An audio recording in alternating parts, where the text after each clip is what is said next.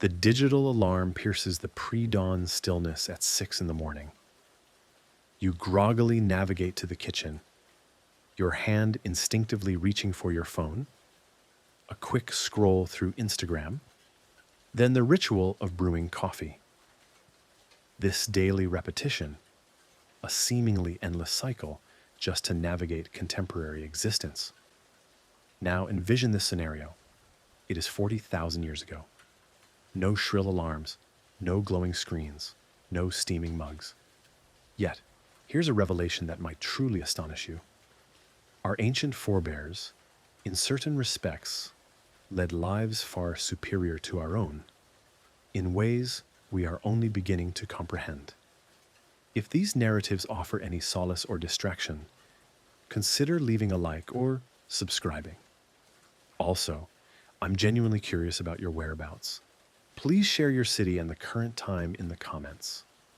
I've been reviewing recent video feedback, and it's fascinating to see mentions of Miami, Manchester, and Melbourne, all in the same thread. The internet truly is an odd phenomenon, isn't it?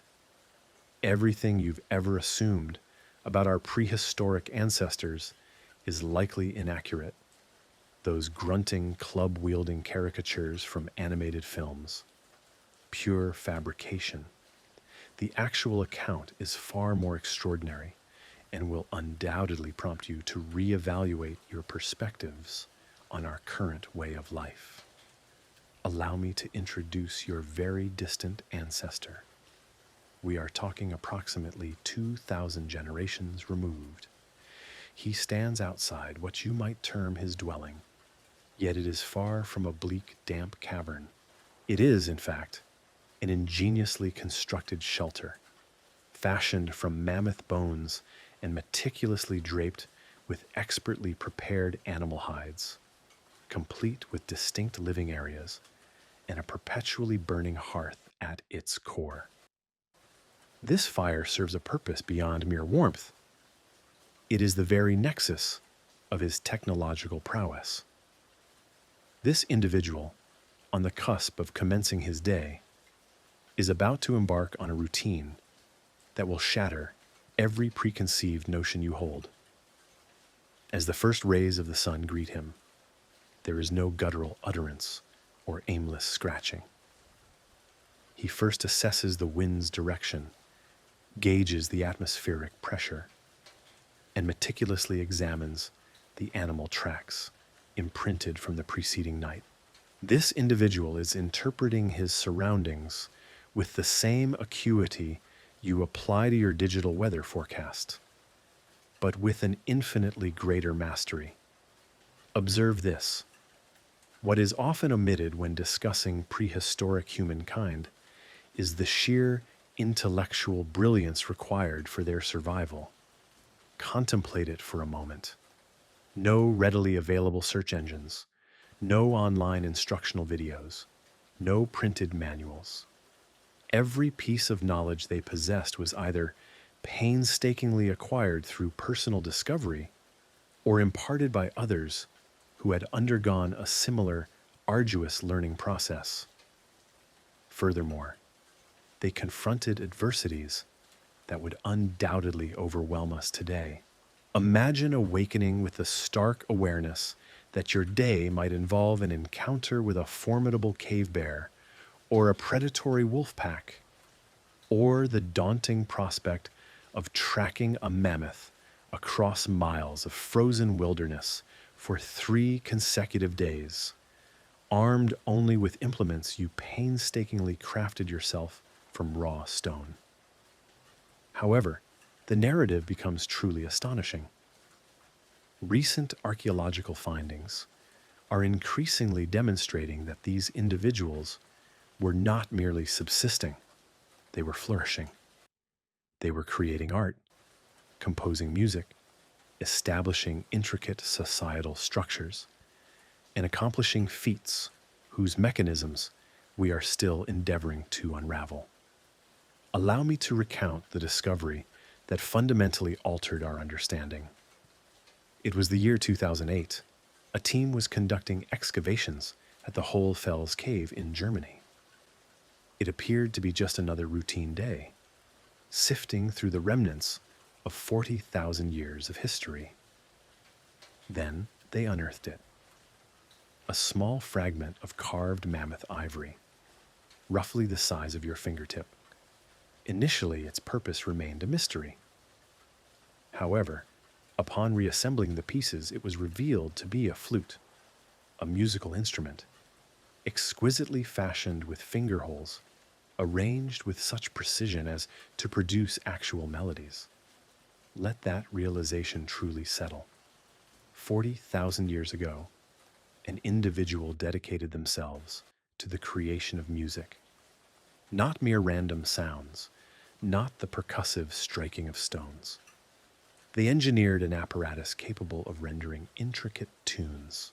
This was the Mozart of the Stone Age. But the revelations do not cease there.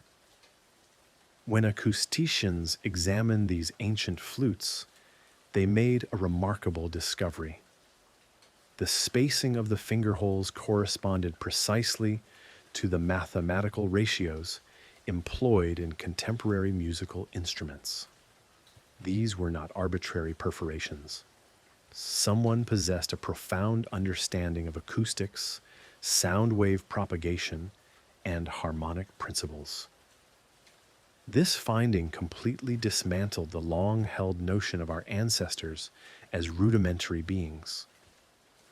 The creation of such sophisticated musical instruments is unequivocally impossible without an advanced comprehension of physics, mathematics, and engineering. These were, in essence, scientists. And this is merely the outset. Recall our perpetual complaints about insufficient sleep, persistent insomnia, and chronic fatigue? Well, researchers have undertaken studies of contemporary hunter-gatherer communities to glean insights into the sleep patterns of our prehistoric predecessors. Their findings are nothing short of astounding. Our ancient ancestors enjoyed a superior quality of sleep, significantly better. They retired for the night approximately 3 hours after dusk, not when utterly depleted. They would awaken naturally, roughly an hour before dawn, in synchrony with their body's innate rhythms, entirely unassisted by artificial timekeeping devices. Here lies the truly remarkable aspect. Among the modern tribes studied, researchers observed that all 94 participants rarely experience nocturnal awakenings. Furthermore, their language completely lacks a term for insomnia. It simply does not exist for them. Contrast this with the 48% of Americans who regularly report struggles with sleeplessness. These ancient peoples had intuitively grasped a fundamental aspect of well-being that we have profoundly lost. They also deduced that ambient temperature, rather than light, was the primary determinant of their sleep cycles. As the air cooled following sunset, their bodies naturally prepared for repose. As it warmed prior to daybreak, they awoke spontaneously. Their sleeping quarters were not artificially heated caverns. They slept in open-air environments or within rudimentary shelters, remaining intimately connected to the natural thermoregulatory cycles.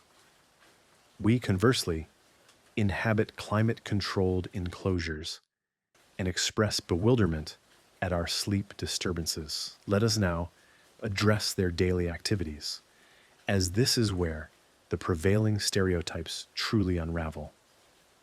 To begin, the vast majority of these early humans did not reside in caves. I recognize this may be a startling revelation. While caves were occasionally utilized, typically for temporary refuge or for specific ceremonial purposes, these populations were largely nomadic.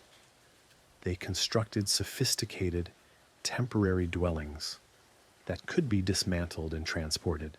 Consider the engineering prowess involved. The creation of a dwelling that offered warmth, protection from the elements, defensibility, and portability, all without the convenience of a modern hardware store or instructional videos, solely through ingenuity and the readily available natural materials. They erected dome-shaped habitations, employing flexible wooden frameworks covered with animal hides. In some instances, mammoth bones served as structural elements. These were not rudimentary lean-tos. Archaeological evidence clearly indicates that these shelters were partitioned into distinct zones for various functions: sleeping quarters, work areas, provisions storage, and even waste management systems. Within these dwellings, their organization mirrored our own. Tools were relegated to a specific section, food preparation to another, and sleeping areas were strategically positioned to maximize the radiant heat from the central fire. Some shelters even featured meticulously laid stone floors designed for effective drainage. Yet, what truly captivates me is their artistic sensibility. This extends far beyond the iconic cave paintings familiar to many. We are referring to elaborate artistic traditions that spanned millennia.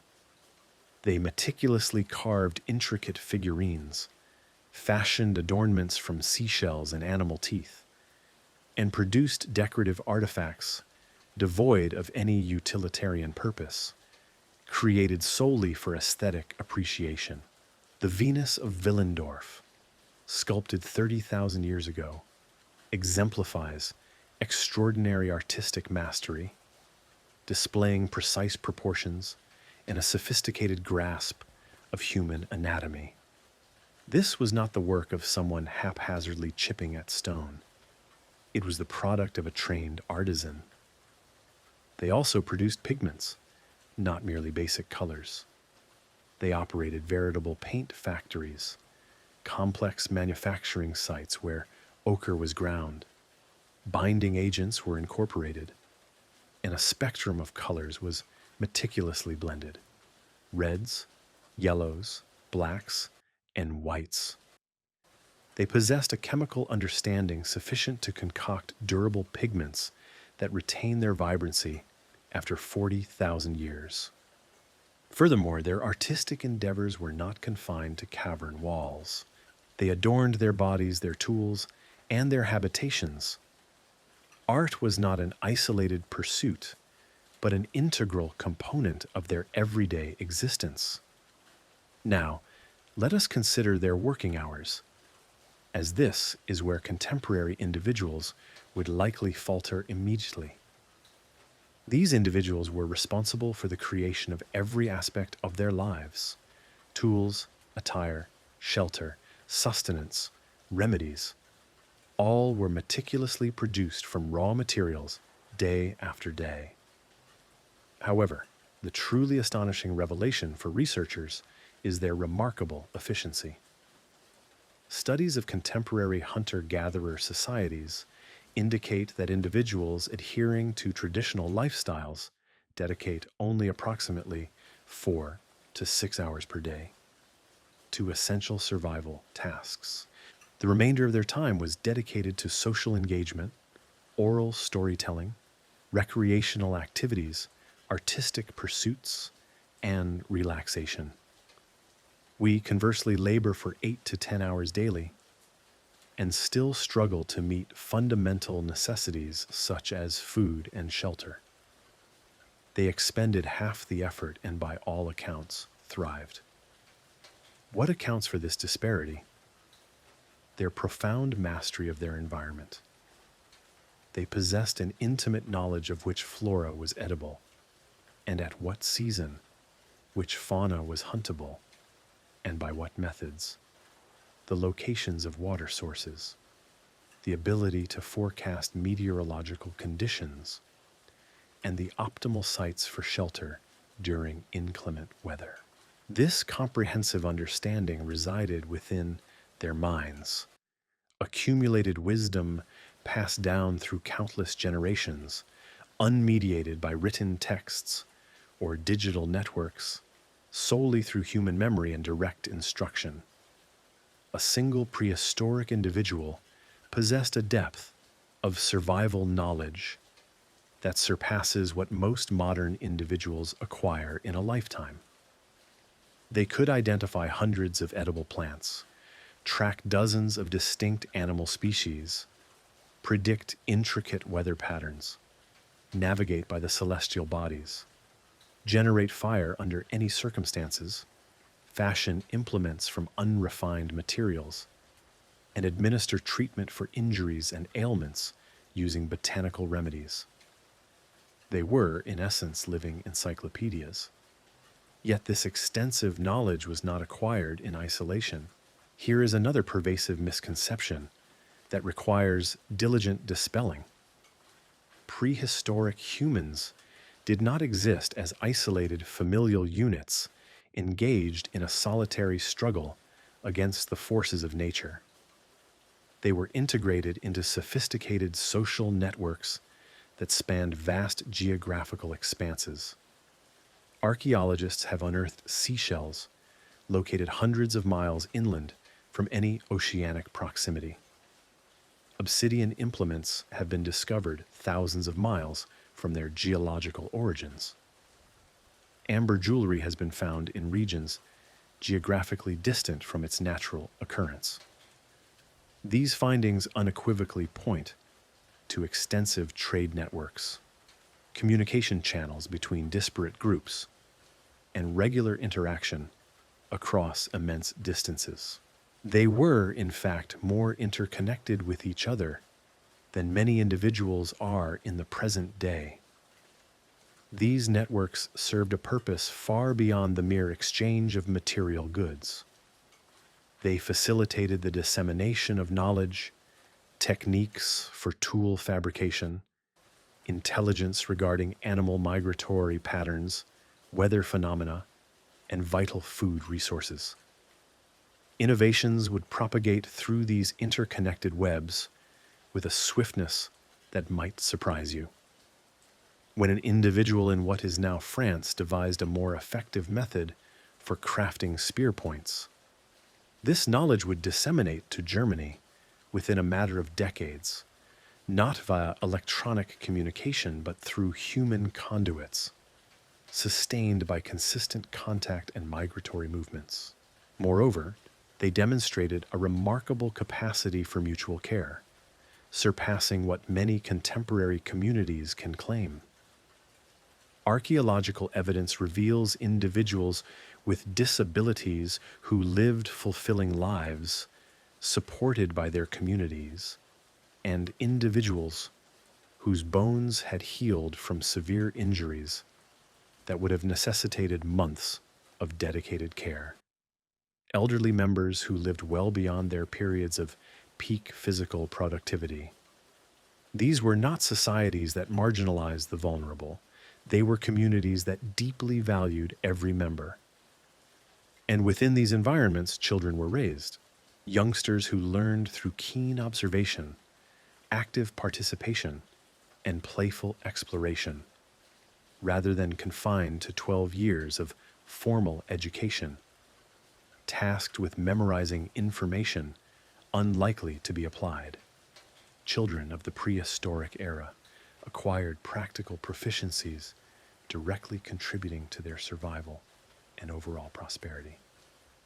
By the age of 10, they were capable of igniting a fire, identifying edible flora, tracking fauna, and fabricating rudimentary tools. By 15, they had transitioned into fully contributing members of their society, possessing skills that required decades of dedicated mastery to acquire.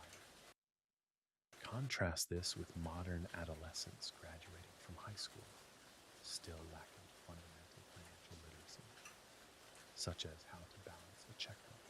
However, what truly astounds me about these individuals is their inherent drive for innovation, their ceaseless pursuit of advancement, and the development of novel technologies. The archaeological record unequivocally demonstrates a continuous trajectory of innovation spanning millennia. Tools evolved towards greater sophistication. Manufacturing techniques became increasingly refined, and artistic expressions grew more intricate. They were not stagnant in a primitive state, but were in a perpetual state of evolution and progress. They invented the atlatl, or spear thrower, which augmented their hunting range by an astonishing 300%. They perfected pressure flaking techniques, yielding tools of such exquisite sharpness that they rival modern surgical instruments. They mastered methods for preserving food for extended periods through natural preservation processes. They even developed specialized implements for discrete tasks, distinct projectile points tailored for specific game animals, scrapers precisely engineered for hide processing, engraving tools for intricate artistic endeavors, needles for garment fabrication, and fishing hooks designed for capturing particular fish species. This level of specialization signifies advanced foresight and a profound understanding of material science and design principles. One does not conceive of 20 distinct types of scrapers without possessing a deep comprehension of the properties of various materials. And we have yet to broach the most mind-boggling discovery. In the year 2022, researchers unveiled findings that fundamentally reshaped our entire perception of prehistoric human intellect. They conducted studies on brain activity in modern individuals engaged in the process of crafting ancient stone implements. The results were nothing short of astonishing. The cognitive processes involved in fabricating Paleolithic tools activate precisely the same neural networks as those utilized by contemporary concert pianists. They engage the identical neural pathways, the same intricate motor planning sequences, and the same demanding working memory functions. In simpler terms, acquiring the skill to fashion stone tools 2 million years ago demanded the same level of cognitive effort as mastering classical piano today. These were not rudimentary beings aimlessly striking stones. They were highly adept artisans, engaged in complex cognitive tasks that necessitated years of dedicated training to achieve proficiency. Reflect upon the implications of this. Every adult within a prehistoric community possessed a level of coordination and cognitive capacity equivalent to that of a skilled musician, simply to produce their essential survival implements. We are contemplating societies wherein virtually every individual functioned as a highly trained specialist, where the baseline cognitive and practical skills required for daily existence surpassed what most modern individuals attain over their entire careers. Yet here lies the most poignant aspect. We have largely forfeited the vast majority of these capabilities. We are unable to generate fire without manufactured ignition sources. We cannot procure sustenance without commercial food outlets. We are reliant on satellite navigation for orientation. We depend on digital applications for meteorological prognostication. While we have undeniably accrued immense technological power, we have simultaneously relinquished the fundamental proficiencies that sustained human existence for 300,000 years. Therefore, when contemplating the average prehistoric individual, eschew the image of a grunting, unsophisticated primitive. Instead, envision a profoundly intelligent, highly skilled, creatively inclined, and socially integrated being, capable of confronting challenges that would undoubtedly overwhelm the majority of contemporary humans. Picture an individual who could perceive a simple stone and discern its potential as a sophisticated implement, who could meticulously examine animal tracks and unerringly pinpoint the location of their prey, who could interpret the celestial panorama and predict the following day's weather with greater accuracy than your digital forecast. Envision someone who created art for the sheer delight it offered, who composed music to foster community cohesion, and who developed innovations that improve the lives of subsequent generations. Then pose this question to yourself. If they could achieve all of this with no resources beyond their intellect, their hands, and the natural world surrounding them, what does this profound testament say about the boundless potential of humanity? What does it reveal about our own latent capabilities, should we truly endeavor to unlock them? Because the most striking revelation concerning our prehistoric ancestors is not their supposed primitivism, but rather their extraordinary level of advancement and the enduring lessons they still offer us. The answer to that question transports us back 2.6 million years to a pivotal moment that irrevocably altered the course of existence. Visualize the African savanna. It is a landscape marked by intense heat, aridity, and pervasive danger. Early hominids struggled for survival. They were not yet fully human, nor were they entirely ape-like.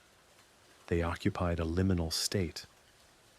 And they were on the precipice of a discovery that would ultimately lead to the sophisticated artisans we have just discussed. Someone, at some point, picked up a rock, not to hurl it, nor to employ it as a blunt instrument. They perceived it through a different lens entirely.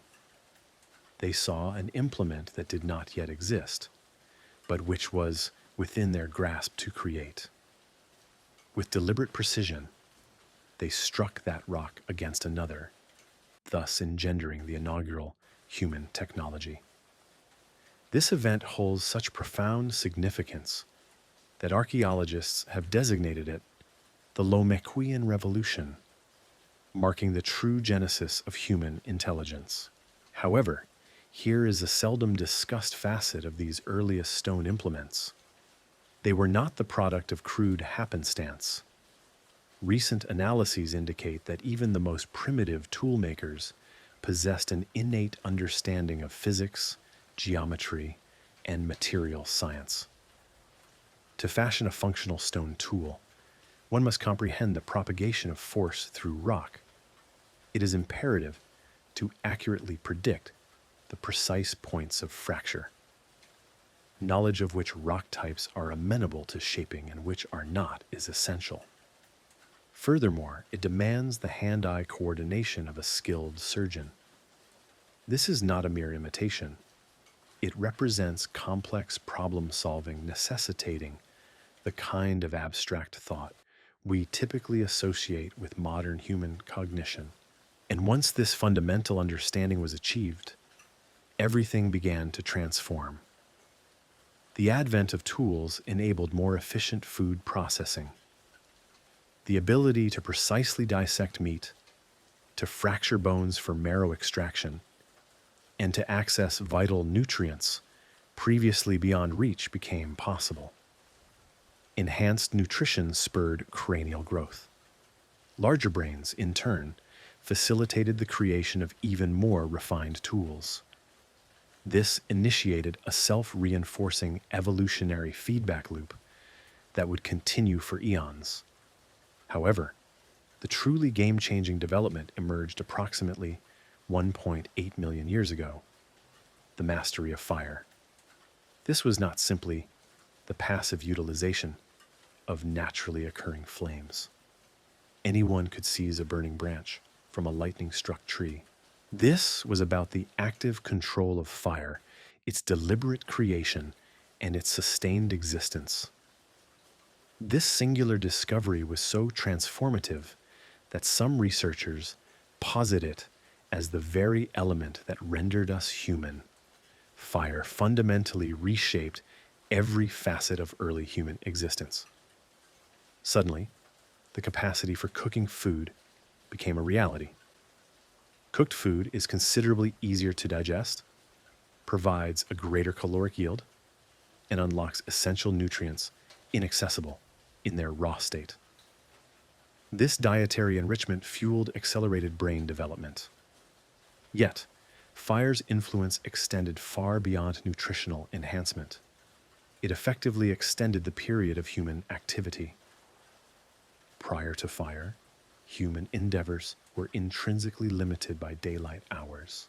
Post-fire discovery, individuals could engage in work, social interaction, and creative pursuits well into the night. Fire also offered a vital shield against predation. Carnivores that would have readily preyed upon sleeping humans now hesitated to approach a group gathered around a blazing campfire. This enhanced security facilitated more profound and prolonged periods of rest, which are indispensable for cognitive development and memory consolidation. Furthermore, fire empowered humans to venture into new geographical territories. It rendered previously inhospitable cold climates, such as the frozen tundra of Europe, viable for habitation. Mountainous regions became accessible. The chilling nights of desert landscapes became survivable. Fire was the transformative technology that propelled humanity from a regionally confined African species to a globally pervasive phenomenon. However, here lies the truly astonishing revelation. The earliest tangible evidence of controlled fire utilization dates back 2 million years. This implies that early humans were accomplished firekeepers for an extraordinary duration of 1.96 million years prior to the advent of agriculture. Let that profound statistic resonate. Fire technology was so fundamentally crucial that humans perfected and relied upon it for nearly 2 million years, a span 40 times longer than the entirety of recorded human history. They did not merely ignite fires, they became masters of pyrotechnics. Archaeological findings strongly suggest that early humans possessed a nuanced understanding of different fire types for diverse applications. Rapid, intense fires for searing meat, slow, steady flames for sustained warmth, smoky fires for the preservation of foodstuffs, subterranean fires for heating stones utilized in earth ovens. They possessed knowledge of which wood yielded the hottest burn, which produced minimal smoke, and which was optimal for charcoal production. Their comprehension of fire mirrored our contemporary understanding of electricity. This specialized expertise was diligently transmitted across generations. Firekeeping evolved into one of the most paramount skills within human society, and the loss of fire could have catastrophic consequences. Certain communities meticulously maintained perpetual fires that burned continuously for months, even years.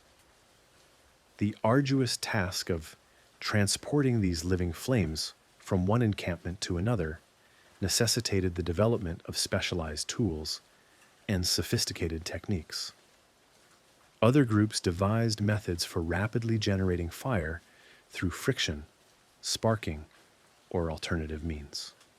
However, while these advancements were unfolding, an even more significant development was taking shape: language.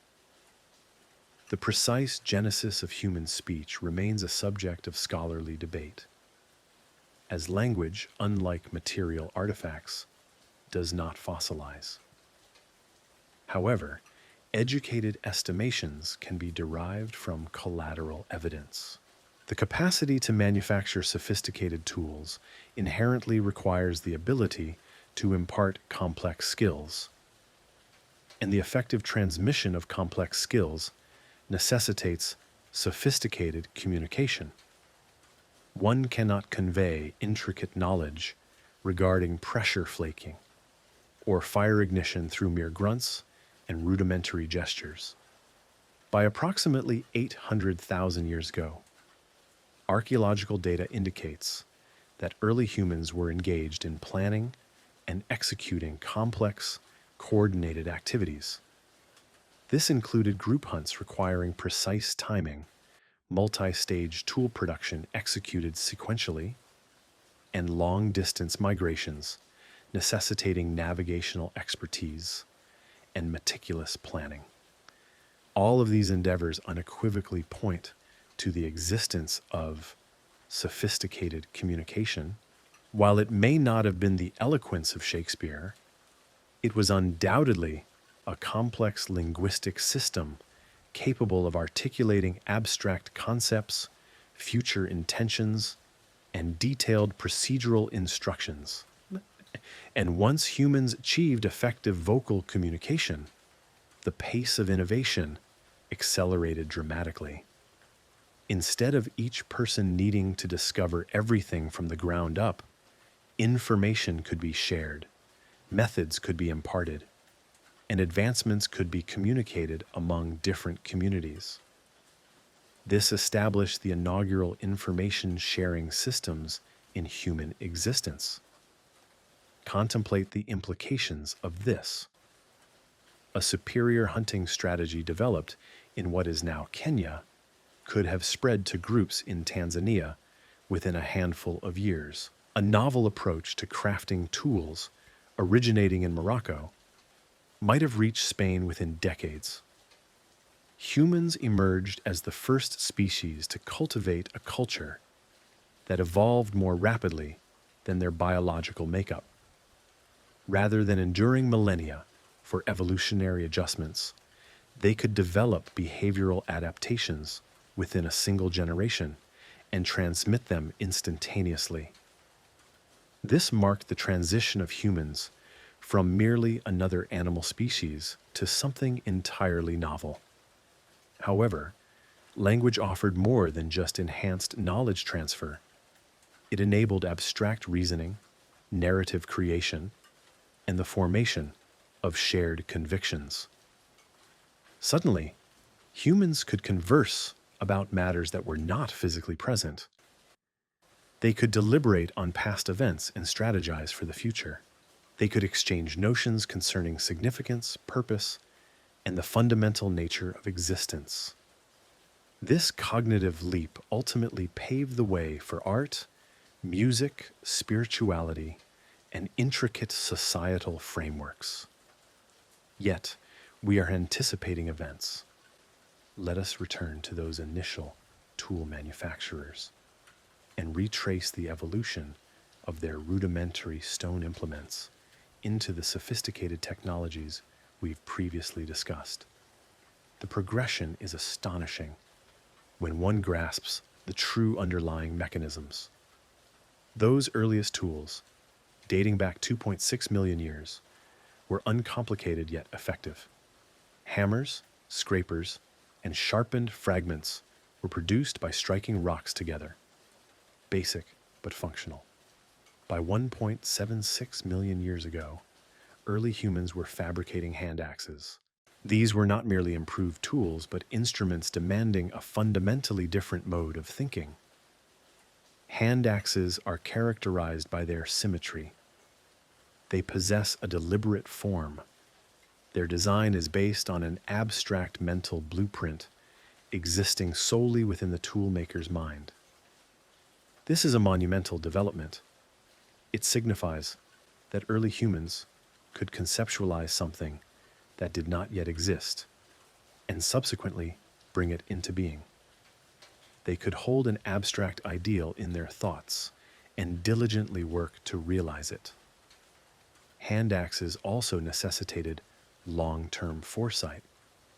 Unlike simple choppers that could be fashioned in mere minutes, hand axes required hours of meticulous effort. The craftsman had to visualize the final outcome, and systematically execute dozens of precise blows to achieve it. And here lies the truly remarkable aspect. Hand axes from this epoch are frequently far more refined than their practical utility would demand. Many exhibit characteristics suggesting they were fashioned as much for aesthetic appeal as for practical application. Some archaeologists posit that hand axes represent humanity's initial endeavor to create beauty for its own inherent worth. Nevertheless, the tools continued to advance in sophistication. By 400,000 years ago, early humans had perfected the Levallois technique. This involved preparing stone cores beforehand, allowing for the swift detachment of perfect tools when needed. It's akin to prefabrication. They would dedicate hours to meticulously shaping a stone core. Then, when a tool was required, they could strike off a flawless blade in mere seconds. This demands extraordinary spatial comprehension and forward planning. The artisan must anticipate the entire sequence of strikes. They must understand the impact of each strike on the final product and work backward from the desired result. Contemporary researchers have attempted to acquire these proficiencies. Mastering them requires years of dedicated training. And even with our current understanding of physics and engineering, many individuals struggle to achieve proficiency. Yet, every adult in Paleolithic societies possessed these skills. By 50,000 years ago, tool technology had diversified into dozens of specialized implements.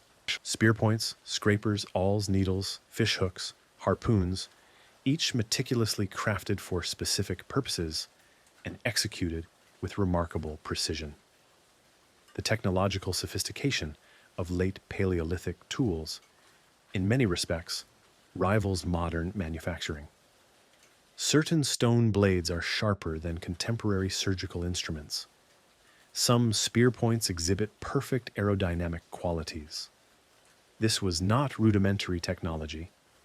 It represented advanced engineering, utilizing Stone Age materials. But tools were only one component of the narrative. Humans were also developing increasingly complex social structures. Early human communities began on a small scale, perhaps comprising 20 to 30 individuals, living and migrating together. However, as their tools and techniques improved, the size of these groups expanded. Larger communities permitted greater specialization. Certain individuals could dedicate themselves to tool production, while others focused on hunting or foraging for plants. This division of labor resulted in even superior tools and more efficient food acquisition. Yet larger groups also introduce new challenges. How does one orchestrate the activities of 100 individuals? How are disputes resolved? How are collective decisions made? Humans devised social mechanisms to address these issues: leadership hierarchies, conflict resolution strategies, systems for sharing resources and information. They also established rituals and traditions that fostered group unity. Shared narratives reinforced collective identity. Ceremonies marked significant life transitions. Art and music served to unite everyone. These were not merely forms of entertainment. They were social technologies, as vital for group survival as stone tools. And humans were employing these technologies to populate the entire planet. The story of human migration is nothing short of extraordinary when one truly considers it. Originating in Africa, early humans journeyed to every continent save Antarctica. They traversed deserts, mountains, frozen tundras, and eventually even oceans. They adapted to diverse climates, from tropical rainforests to Arctic ice fields. Each new environment necessitated fresh adaptations, novel tools, distinct hunting strategies, unique shelter designs, and the identification of new food sources. Humans who migrated to colder regions developed specialized cold weather attire, heating techniques, and methods for food preservation. Those who relocated to coastal areas became adept fishermen and boat builders. Mountain inhabitants acquired high-altitude survival skills. But here is the astonishing part. They maintained communication across these vast distances. Archaeological evidence indicates that innovation continued to disseminate among widely separated communities. A newly developed spearpoint design from Africa would appear in Europe within a few thousand years. Artistic styles and methodologies spread across continents. This implies that humans sustained social and trade networks spanning thousands of miles without recourse to technology more advanced than their own locomotion. They were establishing the initial global civilization. By 40,000 years ago, humans had dispersed from the southernmost reaches of Africa to the Arctic Circle, from the Atlantic coastlines to the Pacific Islands. They had adapted to every climate on Earth and cultivated hundreds of distinct local cultures. However, they all shared certain common elements: tool-making technologies, fire management, language, art, music, and social cooperation. These were human universals stemming from our shared evolutionary legacy. And in each location, they confronted the same fundamental survival challenges with remarkable creativity and intelligence. How does one procure sustenance in a desert? How does one remain warm during an ice age? How does one cross a river? How is food stored for winter? How are ailments and injuries treated? Early humans discovered solutions to all these predicaments, solutions so effective that some are still employed by traditional societies today. They developed numerous distinct methods for igniting fire, hundreds of techniques for food processing, thousands of medicines derived from plants, and navigation strategies utilizing stars, landmarks, and natural phenomena. They created technologies for every facet of human existence, and they accomplished all of this without formal schooling, written texts, or structured education. Every individual learned through observation, practice, and direct instruction from seasoned practitioners. Knowledge was preserved in human memory and passed down through generations via hands-on training. This fostered societies where every adult was proficient in multiple complex skills, and where the baseline level of competence was exceptionally high. But the most astonishing aspect of this entire evolutionary journey is its ultimate destination. Those early tool makers who first struck stone against stone 2.6 million years ago initiated a cascade of developments that would ultimately culminate in the sophisticated cave artists, musicians, and innovators we discussed initially. The path from simple stone choppers to flutes, crafted from mammoth ivory, spanned millions of years, but it was a direct trajectory. Each innovation built upon prior discoveries. Each generation improved upon what had come before. And by 40,000 years ago, humans had become something unprecedented in the history of life on Earth. They were a species capable of adapting to any environment, not through genetic evolution, but through cultural innovation. They could resolve novel problems within a single generation and transmit those solutions immediately. They had become the ultimate survivors, not because they were the strongest, fastest, or best suited to any particular environment, but because they could strategize their way out of any challenge, and they were only just beginning.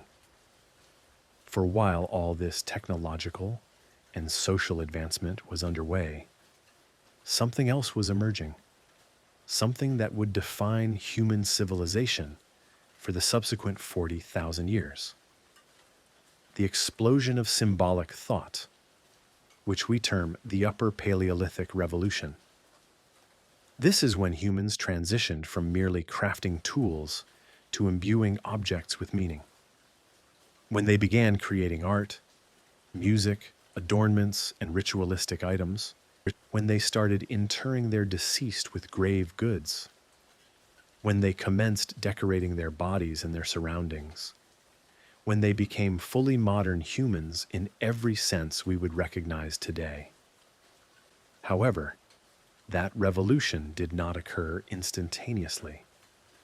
It was the culmination of millions of years of evolution, innovation, and cultural development.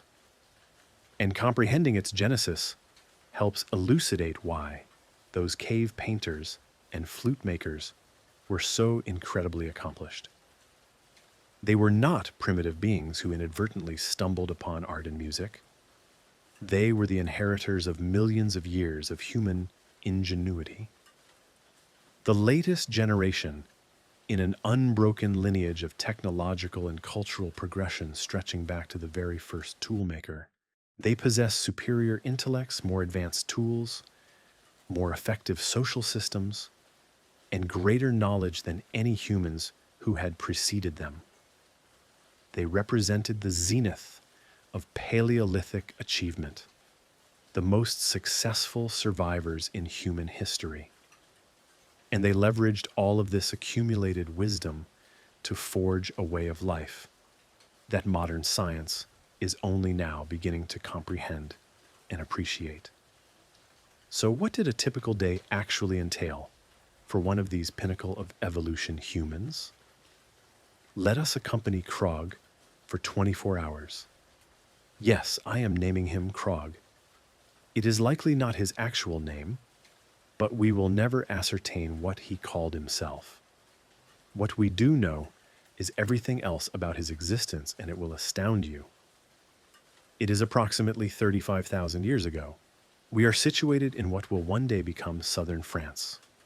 Krog is 28 years old, which renders him middle-aged by the standards of his era. He has a wife, 2 children, and more responsibilities than any contemporary chief executive officer. The sun has not yet risen, but Krog is awake, not due to insomnia, nor because he is stressed about work. His body has simply roused naturally as the ambient temperature began to climb. His circadian rhythm is perfectly synchronized with the natural world. He is resting on a sleeping surface that might surprise you. It is not a haphazard pile of animal pelts strewn on the floor. Rather, it is a meticulously constructed sleeping area comprising layers of grass, topped with processed hides, cushioned with natural padding derived from pine needles and feathers. It is, in fact, more comfortable than a considerable amount of modern camping equipment. But here is the truly fascinating aspect. He is not sleeping in solitude. The entire family sleeps together in one section of their dwelling. Parents, offspring, and occasionally grandparents. This is not due to a lack of space. It is a deliberate choice. Contemporary sleep researchers have discovered that individuals who share a sleeping space with family members experience enhanced sleep quality, feel more secure, and foster stronger social connections. These ancient people grasped this concept 35,000 years ago. Krog rises quietly, taking care not to disturb anyone else. His initial action is to inspect the fire, not because it has extinguished, but because maintaining it is unequivocally a matter of survival. This is not the kind of fire depicted in cinematic productions. It is not a roaring bonfire. It is a carefully managed, sophisticated thermal system. Indeed, multiple fires, each designed for distinct purposes. There is the central hearth in the dwelling for warmth and general culinary activities. A smaller, more intense fire for specialized tasks, such as heating stones or crafting implements. A smoky fire near the entrance to repel insects. And typically, a reserve fire sustained by slow-burning wood that can smolder for hours. Krog possesses precise knowledge of how each fire should appear, smell, and sound. He can ascertain from the flame coloration whether they require additional fuel, improved ventilation, or different types of wood. This represents expertise at an engineering level applied to fire management.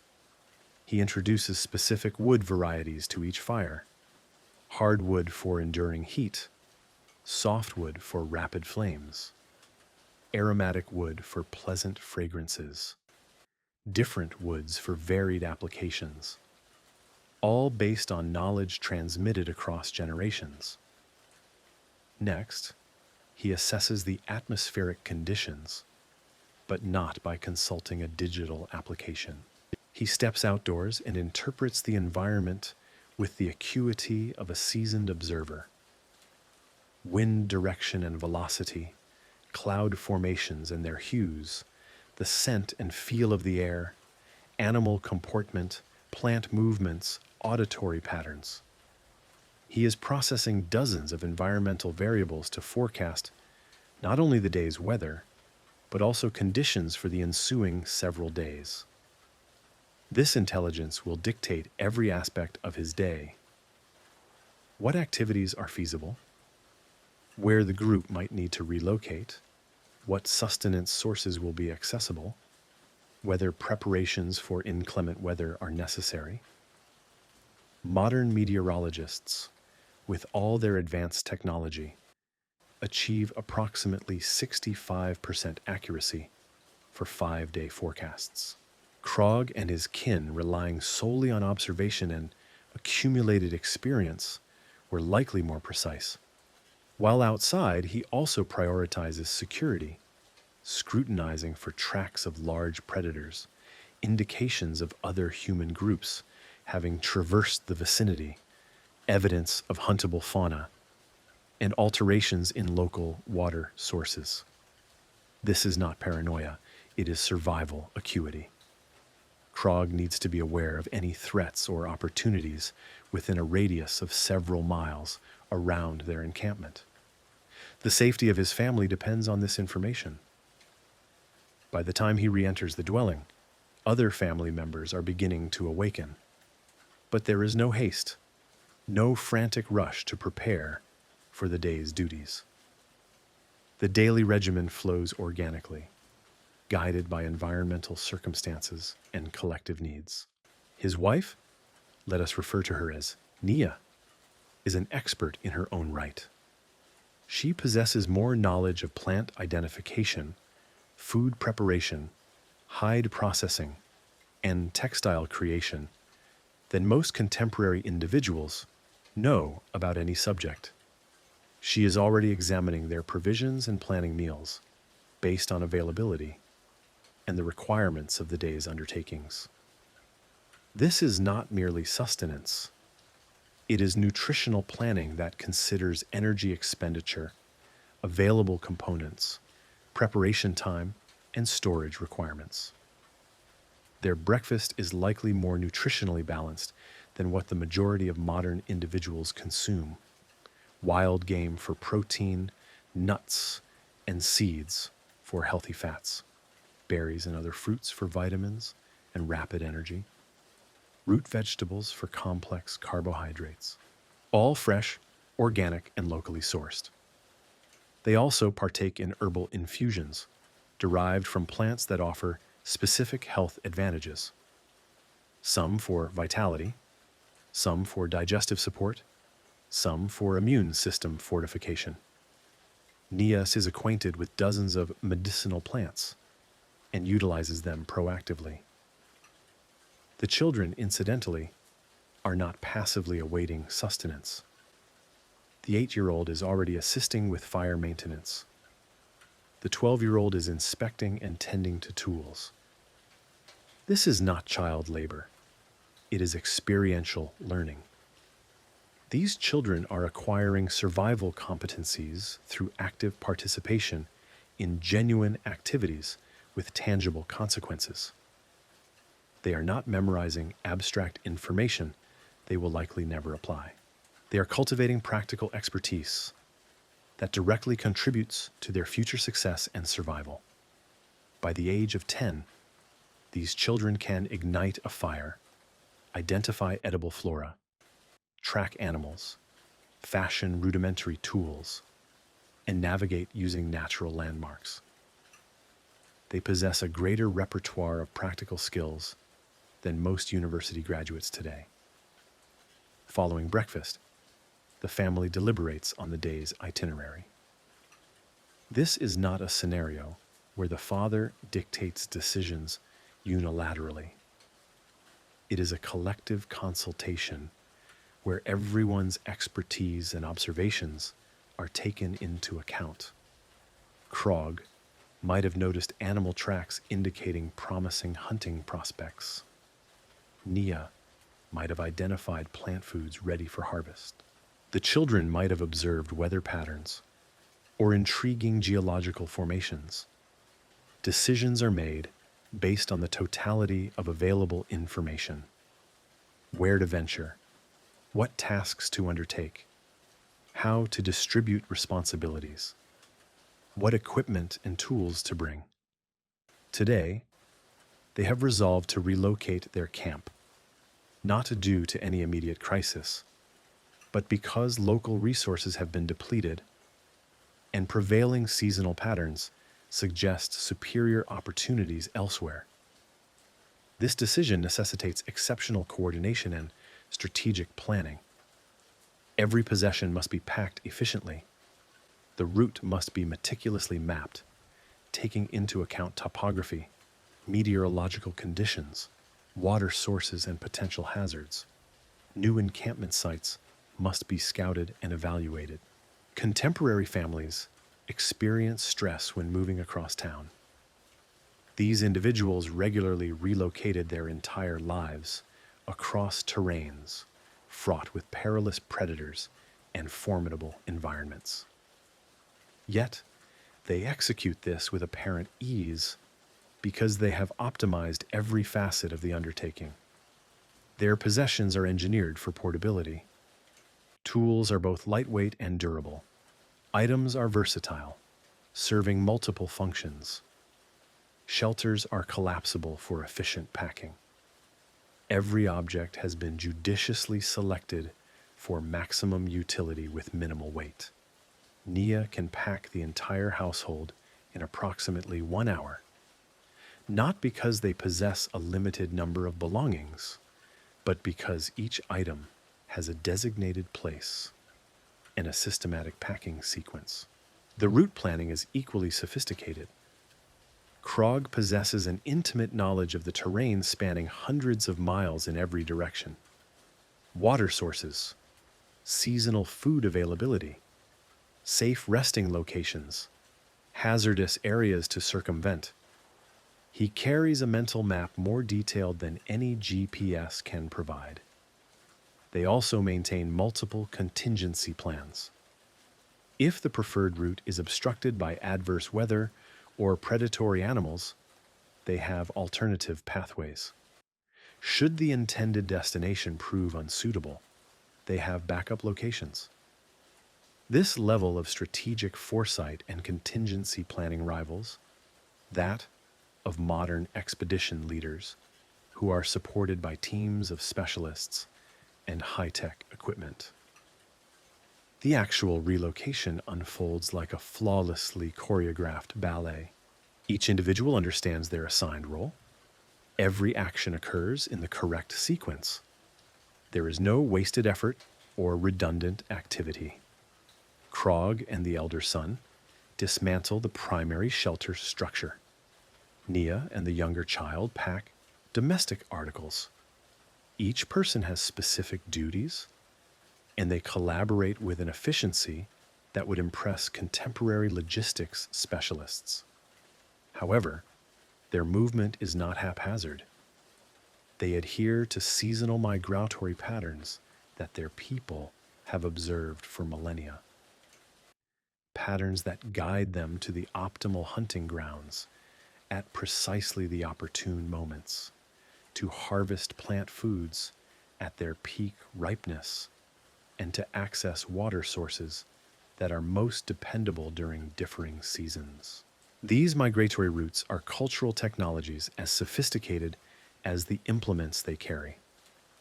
Generations of accumulated knowledge concerning the most effective utilization of resources across vast landscapes and annual cycles. The journey itself represents another masterclass in environmental awareness and collective coordination. Krog guides the group, but constant communication with the others is maintained. Hand gestures signal shifts in movement. Spoken alerts warn of obstructions or notable findings. Gestures propose pauses for rest or alternative paths. Each member contributes their observations and expertise. Nia identifies edible flora along their route, marking their locations for future reference. The children spot animal tracks and practice their tracking abilities. They are not merely journeying, they are continuously acquiring knowledge, updating their mental maps, and broadening their understanding of the region. Their midday repast is more than just a break for sustenance. It's a calculated intermission serving multiple objectives. The chosen spot offers distinct advantages: excellent vantage points for security, ready access to a water source, protection from prevailing winds, and proximity to beneficial resources.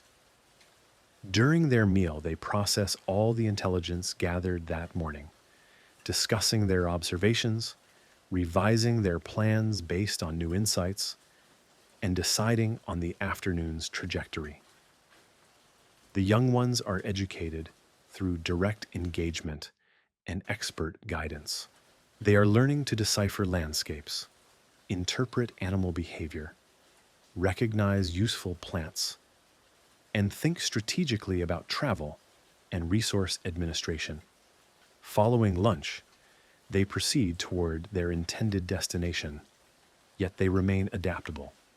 Should superior opportunities arise or unforeseen obstacles appear, they adjust their strategies accordingly. This capacity for adaptation is a cornerstone of their success.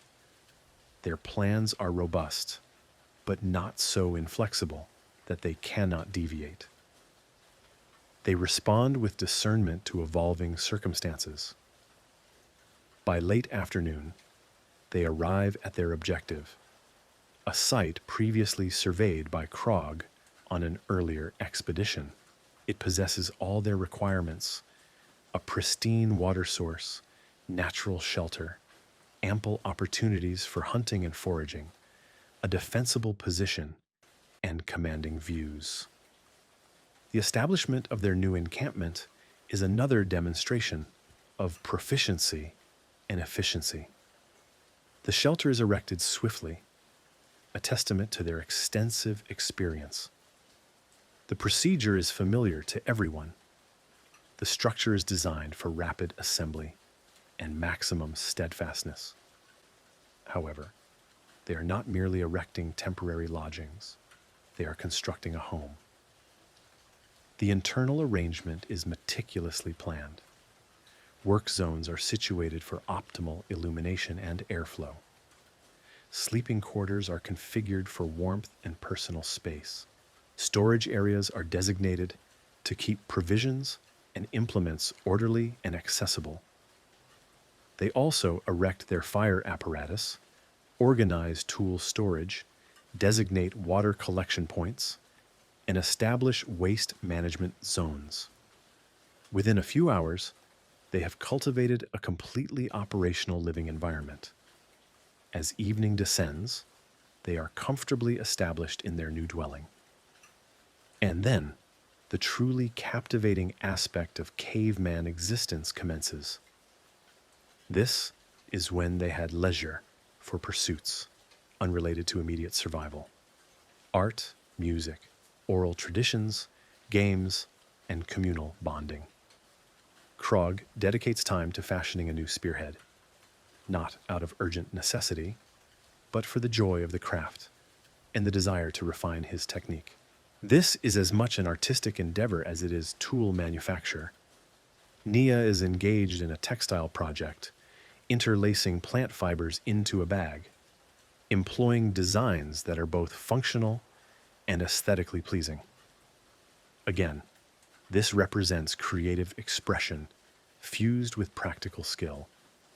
The children are immersed in games that are also educational, tracking exercises that sharpen observational acuity, throwing games that enhance hand-eye coordination, and strategy games that foster planning and problem-solving capabilities.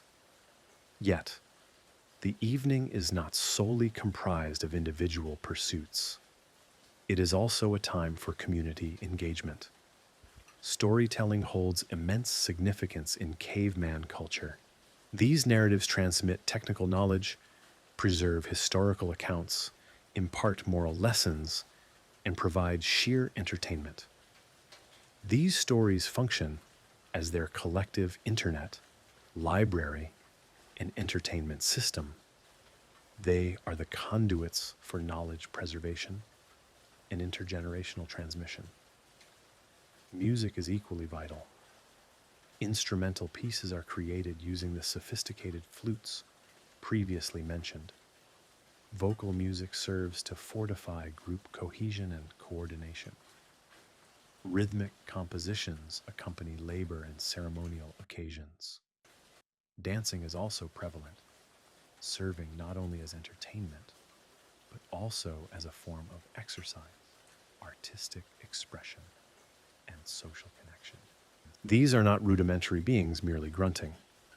They are sophisticated individuals participating in intricate cultural activities, demanding a high degree of skill and inventiveness. As the evening progresses, the family gradually prepares for slumber. This involves more than just donning sleepwear and oral hygiene. It includes a security assessment, ensuring the fires are banked appropriately for overnight embers, verifying that tools and weaponry are positioned for immediate access, and reviewing the following day's agenda and responsibilities. Sleeping arrangements are optimized for warmth, comfort, and security. Family members position themselves to share body heat efficiently. Parents place themselves to safeguard the children. Everyone maintains a light enough sleep to respond promptly to any disturbance. When they finally enter sleep, it is the profound restorative slumber born of physical exertion, natural circadian rhythms, and secure social ties. And in the morning, the entire cycle recommences, with variations dictated by the weather, the season, local conditions, and the group's evolving needs. What most impresses me about this daily regimen is the seamless integration of all its components. Work, education, recreation, and social connection are interwoven. There is no artificial segregation between different facets of existence. These individuals were not merely struggling to subsist. They were leading rich, complex, and sophisticated lives that harmonized practical necessities with creative expression and social fulfillment. They faced challenges beyond our modern comprehension, yet they also possessed freedoms and satisfactions that we have largely relinquished. They labored only as much as required, no more. They benefited from strong familial and community bonds. They lived in direct communion with the natural world, They possessed clear objectives and meaningful roles within their society. Most significantly, they held mastery, genuine expertise in skills that directly contributed to their well-being and survival. Such was the reality of an average caveman's daily existence. Not a primitive struggle, but a sophisticated life balancing survival with quality of existence in ways that contemporary society is still striving to comprehend. But let's be candid, life was not solely about mammoth ivory flutes and impeccably coordinated camp movements. These people confronted perils that would undoubtedly overwhelm modern civilization. I'm not referring to running out of coffee or a downed Wi-Fi connection, but rather existential threats capable of eradicating entire communities within days. Remember, this was a world where everything posed a threat. The landscape teemed with predators that render modern dangerous animals akin to domestic pets. Cave bears weighing 800 pounds, capable of crushing bone with their jaws. Saber-toothed cats with 7-inch fangs designed to rip through thick hides. Dire wolves that hunted in packs of 30 or more. But the preeminent predator was the cave lion. These were not African lions that happened to inhabit a cave. They were an entirely distinct species, larger, stronger, and specifically adapted to hunt humans. Archaeological evidence indicates that cave lions actively pursued early humans, not merely opportunistically, but systematically.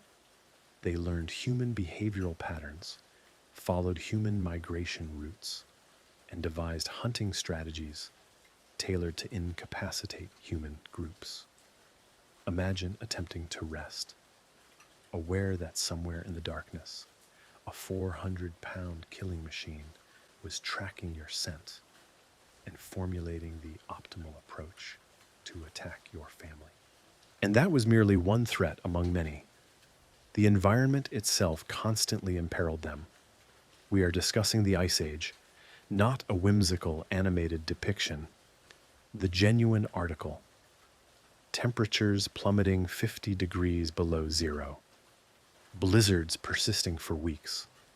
Ice sheets advancing and receding unpredictably, devastating everything in their path during their most extreme phases.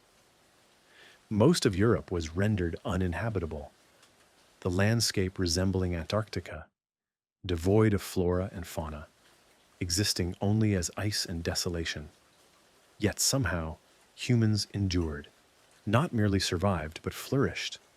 How? By developing survival strategies so potent that they sustained our species through multiple near-extinction events. Consider the La Champ event.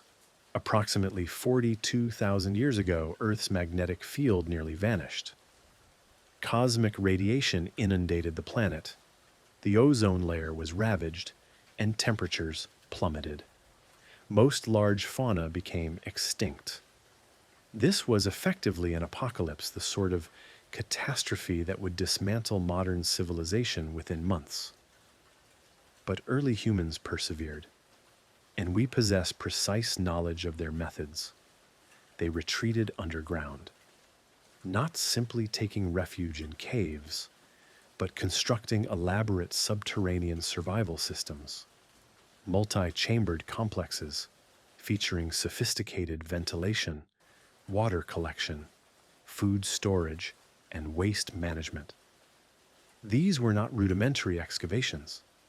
They were engineered survival bunkers capable of sustaining sizable groups for months, even years. The Brunicle Cave in France offers evidence of one such survival complex. 176,000 years ago, Neanderthals erected elaborate subterranean structures using meticulously arranged stalagmites. We are discussing architecture predating the earliest known buildings by 140,000 years. However, overcoming environmental cataclysms was merely the initial hurdle. They also had to contend with resource competition. During periods of scarcity, distinct human groups would clash over hunting grounds, water sources, and materials for tool fabrication. These were not polite disagreements, resolved through negotiation, but life or death confrontations, where defeat meant the starvation or annihilation of one's entire group. Archaeological findings clearly indicate prehistoric warfare: mass graves bearing the victims of violent assaults, defensive fortifications surrounding settlements, and weaponry specifically designed for combat with other humans rather than animals. Yet here lies the fascinating aspect. Most of the time, they devised methods to avert conflict through sophisticated diplomatic strategies. Trade networks served as rudimentary peace accords. Groups engaged in trade were less inclined to conflict. Matrimonial exchanges forged familial ties between groups, mitigating hostilities. Shared religious or cultural practices established alliances that could endure for generations. They developed conflict resolution mechanisms more effective than many modern diplomatic endeavors. But when diplomacy failed, they could be utterly merciless. The Onet Cave in Germany contains evidence of what appears to be a massacre dating back approximately 6,500 years. 34 heads, predominantly women and children, were arranged with care in what seems to be a ritualistic execution. A powerful message was conveyed regarding the fate of groups that transgressed certain boundaries. These individuals understood that at times, violence was indispensable for survival. And when they engaged in conflict, they did so with the same intellect and foresight applied to all their undertakings. However, warfare was not their most significant cause of mortality. Disease was. In the absence of modern medicine, a simple infection could decimate entire communities. A fractured bone that failed to heal properly could prove fatal. Childbirth posed extreme risks to both mothers and infants. Yet somehow, they developed medical treatments sufficiently effective to maintain stable and growing populations. They discovered plant-based remedies that we still utilize today. Willow bark for pain relief, the original aspirin, echinacea for immune support, digitalis for cardiac issues. Hundreds of efficacious treatments derived from careful observation and experimentation. But their true medical breakthrough was surgery. Archaeologists have unearthed skulls from 5,000 years ago, exhibiting evidence of successful brain surgery. Trepanation, the drilling of holes in skulls to alleviate pressure or address head injuries. Furthermore, the bone displays signs of healing, indicating that patients survived these procedures. They were performing brain surgery with stone implements successfully. They also developed sophisticated trauma care, setting broken bones, suturing wounds, and even performing amputations when necessitated.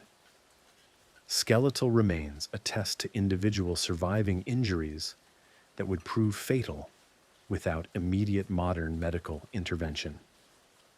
But perhaps their most remarkable medical achievement was their approach to epidemic diseases. When plagues or other infectious ailments afflicted a group, they implemented protocols that would impress modern epidemiologists. Isolation of the afflicted, quarantine measures, contact tracing to identify potential carriers, and the relocation of healthy individuals away from contaminated zones. They comprehended disease transmission and devised containment strategies that preserved innumerable lives. Yet, disease, warfare, and predators were not their most formidable challenges. The paramount threat was starvation. Despite their advanced hunting and gathering skills, food was often scarce. Droughts could obliterate plant food sources for years. Climate shifts could drive away animal populations. Natural disasters could destroy food reserves. During the most severe famines, groups faced agonizing choices: remain and perish, or risk everything on perilous migrations to unfamiliar territories. The majority opted to migrate, even if it entailed traversing territories controlled by hostile factions or navigating landscapes infested with predators. These migratory decisions demanded immense courage and strategic acumen. They had to plan routes through perilous terrains, coordinate the movement of large groups, including the young and elderly, carry sufficient provisions for journeys that could span months, and navigate solely by natural landmarks and celestial observations. And they had to accomplish all this while contending with, evading, or avoiding groups intent on their destruction. Some migrations covered thousands of miles across diverse climatic zones. Imagine traversing from Alaska to Mexico with your entire extended family, transporting all your possessions without maps, without supply lines, and with hostile groups obstructing you at every major river crossing. Such were the journeys early humans routinely undertook when survival dictated. But the most terrifying ordeal they faced was volcanic winter. Approximately 74,000 years ago, Mount Toba in Indonesia erupted with a force equivalent to several nuclear weapons. Ash clouds encircled the globe. Global temperatures plunged, plant life withered, and animal populations collapsed. This event nearly extinguished human civilization.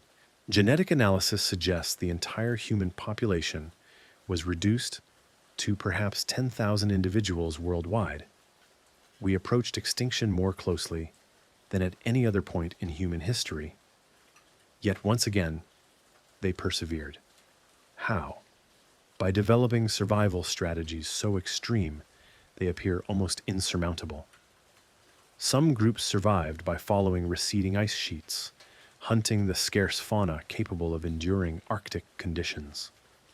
Others migrated to coastal regions, subsisting primarily on shellfish and seaweed. Some retreated to subterranean environments, living like human moles for generations. They consumed foodstuffs that modern humans would deem inedible: tree bark, insect larvae, grass seeds, anything offering calories. They devised preservation techniques that could render food edible for years: smoking, drying, fermentation, subterranean storage. They transformed marginal environments into sources of survival through sheer ingenuity. But the most remarkable aspect is that they preserved their cultural traditions even during these survival crises. Archaeological evidence indicates that even amidst the most severe famines and disasters, they continued to create art. They continued to conduct burial rites. They continued to impart traditional skills and knowledge to their children. They understood that the loss of their culture was merely another form of demise. Thus, they protected their traditions with the same ferocity they protected their lives. This is what distinguishes humans from all other species. When other animals confront existential threats, their focus is solely on biological survival. When humans face existential threats, they strive to preserve not only their lives, but also their way of life. Even when reduced to consuming tree bark and hiding in caves, they remained human, continuing to create, to teach, and to uphold the cultural traditions that defined their identity. However, survival came at a cost.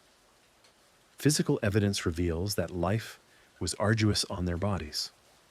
Skeletons show unhealed injuries, arthritis resulting from constant physical strain, dental wear from consuming coarse foods, signs of malnutrition during lean periods. The psychological toll must have been immense as well.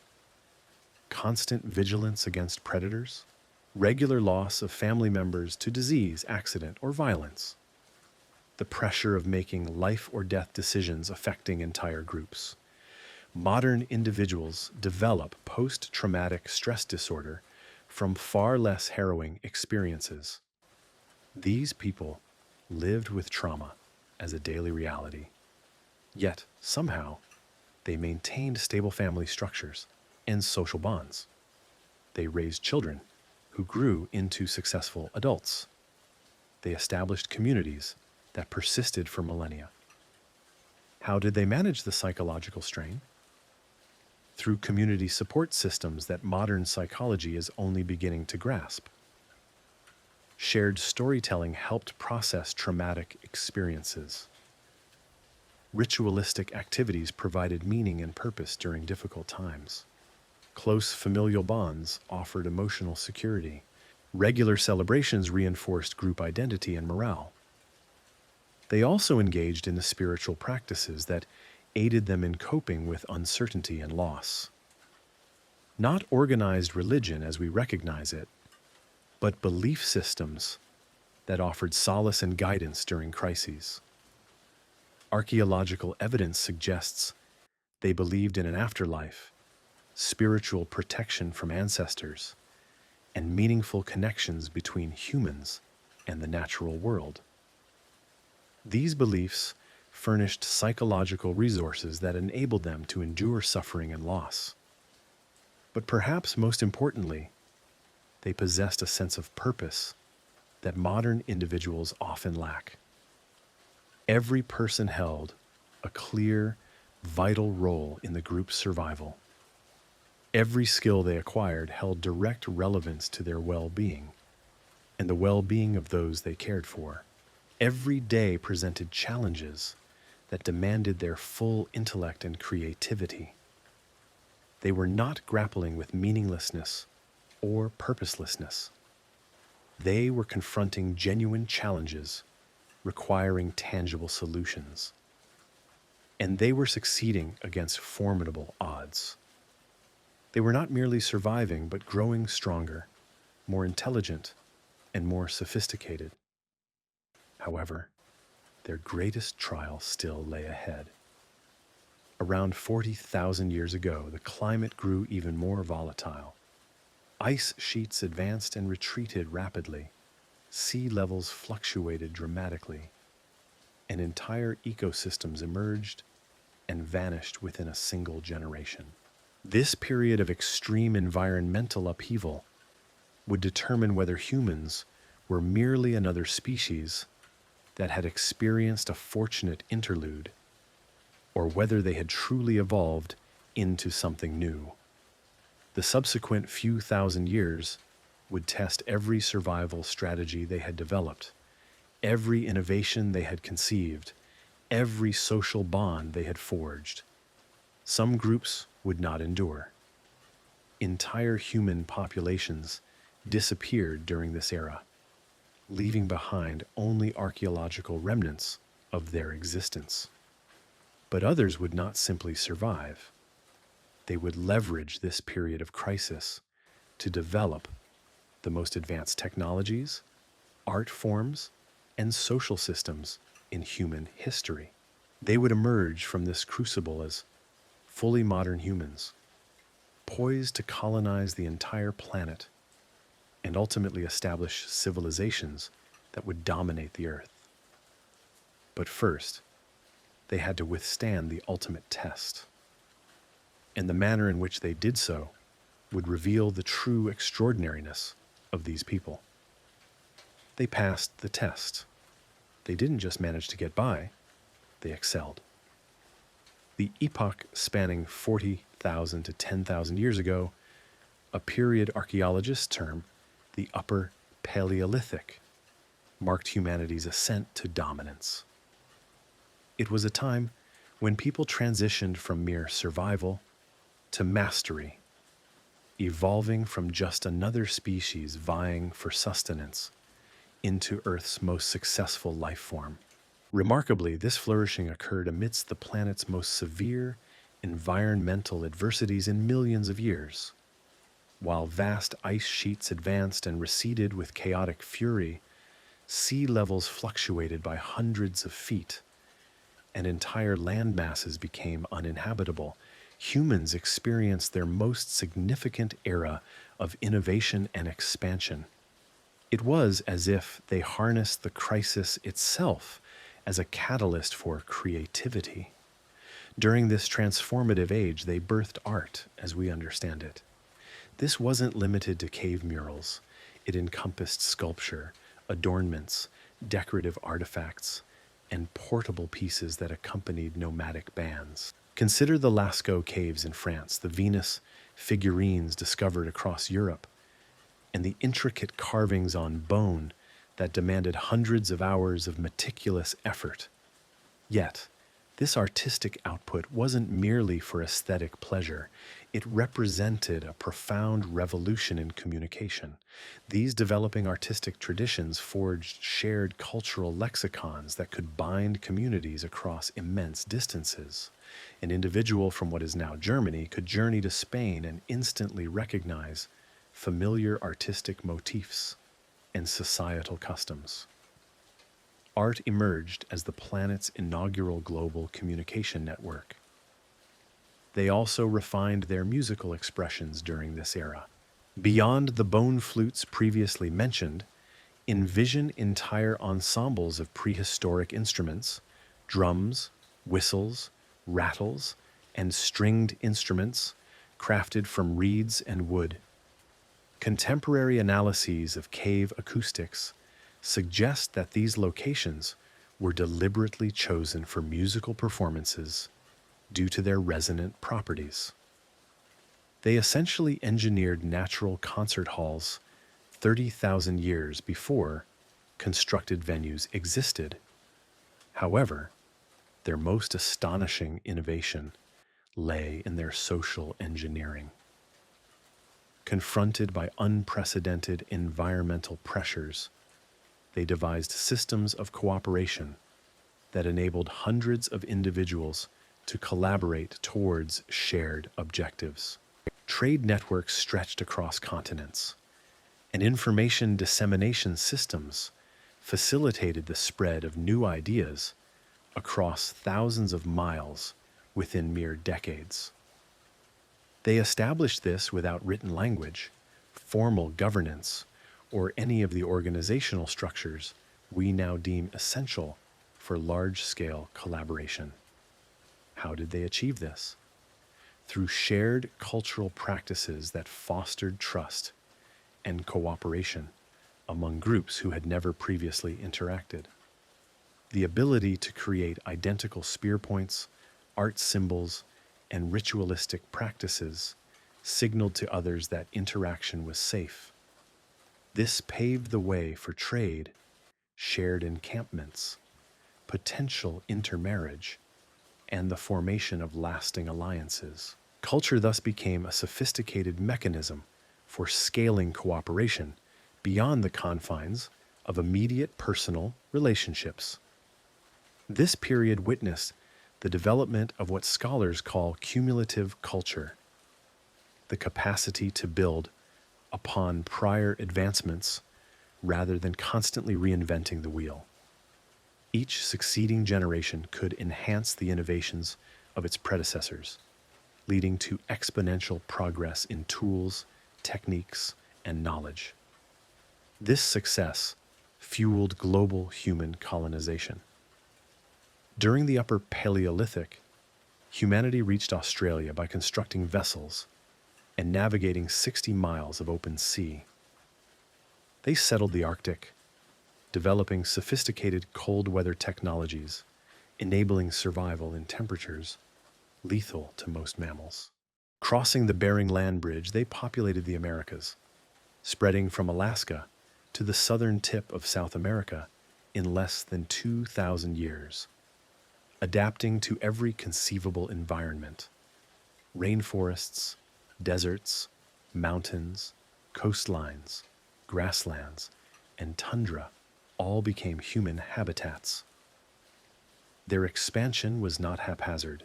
It was characterized by intelligent adaptation to each new environment, leading to the development of specialized technologies and cultural practices optimized for local conditions. Arctic inhabitants devised ingenious ice fishing methods, constructed effective snow shelters, and created cold weather attire that remained unparalleled until the advent of modern synthetic materials.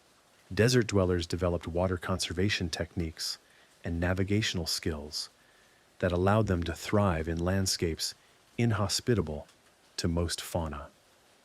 Coastal communities mastered advanced boat construction, deep-sea fishing, and sustainable marine resource management, supporting substantial populations for millennia. Mountain peoples acquired high-altitude survival strategies, specialized hunting gear, and techniques for managing vertical ecosystems. Each environment yielded unique innovations that, through trade networks, ultimately benefited humankind globally. Throughout this remarkable expansion and innovation, they preserved their fundamental human attributes: art, music, storytelling, spiritual pursuits, familial bonds, and community cooperation. They did not sacrifice their humanity in the pursuit of survival. Rather, they nurtured and amplified it. By 10,000 years ago, with the conclusion of the Ice Age and the dawn of agriculture, humans had become something entirely unprecedented in life's history. They were a species capable of surviving anywhere, adapting to any circumstance, and enhancing their conditions through intellect and cooperation rather than solely through biological evolution.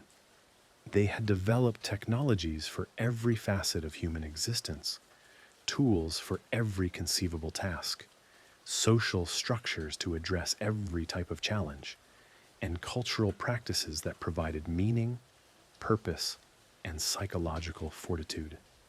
They had become masters of survival. Yet, what truly astounds is this: when the Ice Age waned and conditions eased, they did not retreat into complacency. Instead, they leveraged their accumulated knowledge and skills to forge something entirely novel: agriculture, permanent settlements, specialized crafts, intricate societies, and eventually cities, writing, and formal governments. The bedrock of everything we now recognize as civilization was laid by people who learned to thrive amidst the most demanding environmental circumstances in human history. Every subsequent innovation, from agriculture to the internet, stands upon the foundation of knowledge and skills honed by our Paleolithic ancestors. The capacity for long-term planning, complex cooperation, adept tool-making, effective problem-solving, the social cohesion necessary for large-scale societies, and the creative drive behind art, music, and scientific exploration all originated with those early human pioneers. What does this imply for us today? Firstly, it signifies that our potential far exceeds our current estimations. The same brains that navigated ice ages and volcanic winters reside within us. The inherent capacity for innovation, collaboration, and resilience that saw our ancestors through insurmountable challenges remains accessible.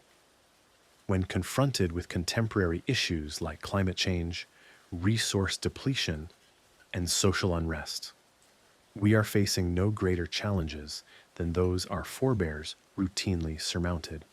They weathered global environmental catastrophes with rudimentary stone tools and animal hides. We possess technology they could not have conceived. If they could devise solutions to existential threats, surely we can manage our present circumstances. Secondly, it suggests we have become somewhat estranged from fundamental human capabilities that might warrant rediscovery. This includes the ability to interpret natural environments and forecast weather patterns, the practical skills for crafting tools and useful objects by hand, the deep capacity for cooperation and mutual support, and the practice of integrating work, family, art, and community into a holistic lifestyle. These are not archaic relics. They are advanced human competencies that underpinned 300,000 years of successful survival and development.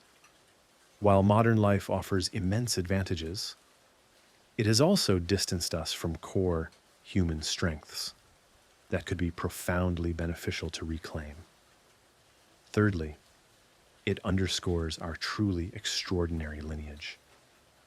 Your ancestors were not merely fortunate survivors. They were brilliant innovators who repeatedly overcame impossible odds through intelligence, creativity, and cooperation. You carry within your genetic makeup the resilience that endured ice ages, volcanic winters, predatory threats, and near-extinction events. You inherit cognitive abilities that were rigorously tested and refined over hundreds of thousands of years of solving life or death problems. You are not merely the descendant of survivors, you are the descendant of champions. Perhaps most importantly, the narrative of our Paleolithic ancestors serves as a potent reminder of humanity's capabilities when truly tested. Facing existential threats, they did not succumb to panic or despair. Instead, they embraced creativity, cooperation, innovation, and adaptation. When resources dwindled, they discovered new sources or developed more efficient utilization methods. When environments turned hostile, they engineered survival technologies or relocated to more favorable regions. In the face of social conflict, they forged diplomatic resolutions or effectively defended themselves. They met every challenge with intelligence, unwavering determination, and mutual support. And in doing so, they didn't just survive, they thrived. They created art, music, and cultural traditions that brought joy and meaning to their lives, even during the most arduous periods. They understood that preserving their humanity was as vital as preserving their lives. This is the profound legacy of our cave-dwelling ancestors. Not primitive survival, but sophisticated human existence under formidable conditions. They demonstrated that humanity can adapt to anything, endure any hardship, and maintain its essential nature through any crisis. They revealed our inherent potential when necessity demands it. Therefore, the next time you encounter a challenge that seems insurmountable, recall your origins. Remember that your ancestors endured circumstances that would dismantle modern civilization. Recognize that your genetic makeup and cognitive abilities embody the accumulated wisdom of 300,000 years of human problem solving. Understand that every challenge you face has been confronted before by individuals with far fewer resources, who not only survived, but discovered avenues for flourishing. And remember that being human is not about navigating life's easy paths. It's about rising to meet whatever adversities life presents with intelligence, creativity, cooperation, and determination. That was the essence of being a caveman, and that remains the essence of being human today. The only distinction is our contemporary awareness of our history. We understand our capabilities. We know we are descended from the most successful life forms in Earth's history. And we are confident that whatever future challenges await, we possess everything necessary to overcome them. For we are not merely modern humans. We are the descendants of cavemen,